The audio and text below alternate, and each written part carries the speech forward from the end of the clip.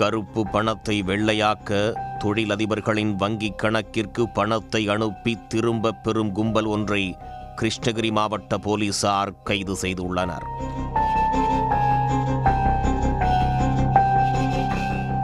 Commission தருவதாக கூறி Bargur granite அதிபரின் வங்கிக் கணக்கிற்கு பணத்தை அனுப்பிய நிலையில் பணத்தை அவர் எடுத்து கொடுக்காததால் கடத்தலில் ஈடுபட்டு சிக்கியுள்ளனர். கிருஷ்ணகிரி மாவட்டம் பர்கூர் அருகே உள்ள நாகமங்கலம் பகுதியைச் சேர்ந்தவர் 38 வயது சுரேஷ்குமார். இவர் ஜெகதேவி அருகே கிரானைட் தொழிற்சாலை ஒன்றை நடத்தி வருகிறார். கடந்த 31ஆம் தேதி முதல் சுரேஷ்குமார் காணாமல் போய்விட்டார். அவருடைய செல்போனும் சுவிட்ச் ஆஃபில் இருந்துள்ளது. இதனால் அவரது மனைவி கஜலட்சுமி கணவரை தீவிரமாக தேடி வந்துள்ளார். தொழில் விஷயமாக வெளியூர் சென்றிருக்கலாம் என கருதிய அவர் போலீசில் புகார் அளிக்காமல் தெரிந்தவர்கள், தொழில்முறை நண்பர்கள் என்று பலரிடமும் விசாரித்து வந்துள்ளார். இந்த நிலையில் நேற்று முன்தினம் கஜலட்சுமியை தொடர்பு கொண்ட சுரேஷ்குமார் தன்னிடம் பணம் கேட்டு ஒரு கும்பல் கடத்தி வைத்துள்ளதாக தெரிவித்துள்ளார். அதிர்ச்சியடைந்த கஜலட்சுமி பர்கூர் போலீசில் இதுகுறித்து புகார் அளித்தார். புகாரின் அடிப்படையில் போலீசார் விசாரணை நடத்தினர். விசாரணையில் கிரானைட் அதிபர் சுரேஷ்குமார் சென்னை குரோம்பேட்டையைச் சேர்ந்த 26 வயது ரம்யா என்பவரோடு அடிக்கடி போனில் பேசி வந்தது தெரிய வந்தது. அதைத் தொடர்ந்து போலீசார் இருவரின் செல்போன் டவர் லொகேஷன் எந்த பகுதியில் உள்ளது என்று பார்த்துள்ளனர். அதில் பெங்களூரு தனியார் ஹோட்டல் பகுதியை காட்டியுள்ளது. அங்கு சென்ற பர்கூர் போலீசார் சுரேஷ்குமாரை அதிரடியாக மீட்டுள்ளனர். அவரை கடத்தியதாக சென்னை குரோம்பேட்டையைச் சேர்ந்த ரம்யா, மயிலாடுதுறை மாவட்டம் அரசூர் பகுதியைச் சேர்ந்த லெனின், ஆவடியைச் சேர்ந்த பிரபு, கும்மிடிப்பூண்டியைச் சேர்ந்த பாபு, சென்னை வில்லிவாக்கத்தைச் சேர்ந்த ராஜேஷ் ஆகிய 5 பேரை கைது செய்தனர். அவர்களிடம் போலீசார் நடத்திய விசாரணையில் பல திடுக்கிடும் தகவல்கள் வெளிவந்தது. கணக்கில் வராத கருப்பு பணத்தை வெள்ளையாக்கும் சட்டவிரோத செயலில் ஒரு கும்பல் ஈடுபட்டு வருவதாக கூறப்படுகிறது.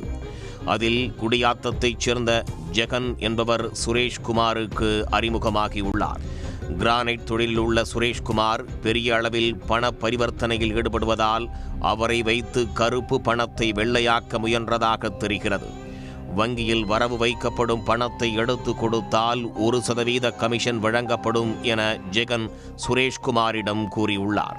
சுரேஷ்குமாரும் அதற்கு சம்மதிக்க பர்கூரில் உள்ள தேசியமயமாக்கப்பட்ட வங்கி ஒன்றில் சுரேஷ்குமார் கணக்கு வைத்துள்ளார்.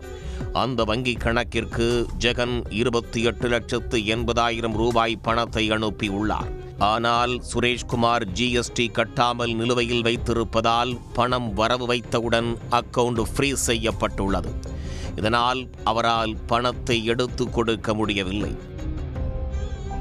பணம் திரும்ப வராததால் அதிர்ச்சியடைந்த ஜெகன் தனது கூட்டாளியான ரம்யா உள்ளிட்ட 5 பேரை பர்கூருக்கு அனுப்பி வைத்துள்ளார். அவர்கள் சுரேஷ்குமாரை சந்தித்து பணத்தை கேட்டுள்ளார்கள். வங்கி கணக்கு முடக்கப்பட்டதால் பணத்தை எடுக்க முடியவில்லை என்று சுரேஷ்குமார் தெரிவித்துள்ளார். அதை நம்பாத அவர்கள் வங்கிக்கே அழைத்து சென்று விசாரித்தபோது கணக்கு முடக்கம் செய்யப்பட்டது தெரிய வந்தது.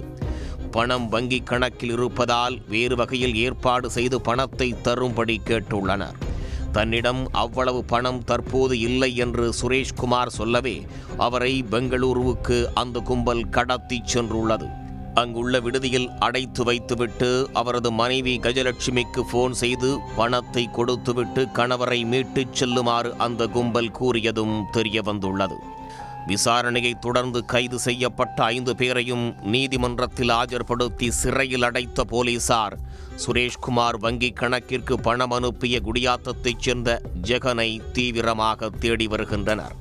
அவர் பிடிபட்டால்தான் யாரிடமிருந்து கருப்பு பணத்தை வாங்கி சுரேஷ்குமார் வங்கி கணக்கிற்கு அனுப்பினார், எத்தனை முறை பணத்தை அனுப்பியுள்ளார், இதேபோல் வேறு யாருடைய வங்கி கணக்கிற்கும் பணம் அனுப்பியுள்ளாரா என்று பல்வேறு தகவல்கள் வெளிவரும்.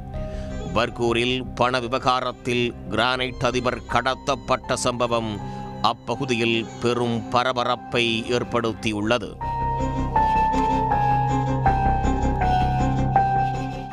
உடனுக்குடன் செய்திகளை தெரிந்து கொள்ள சன் நியூஸ் பெல் ஐகானை கிளிக் பண்ணுங்க.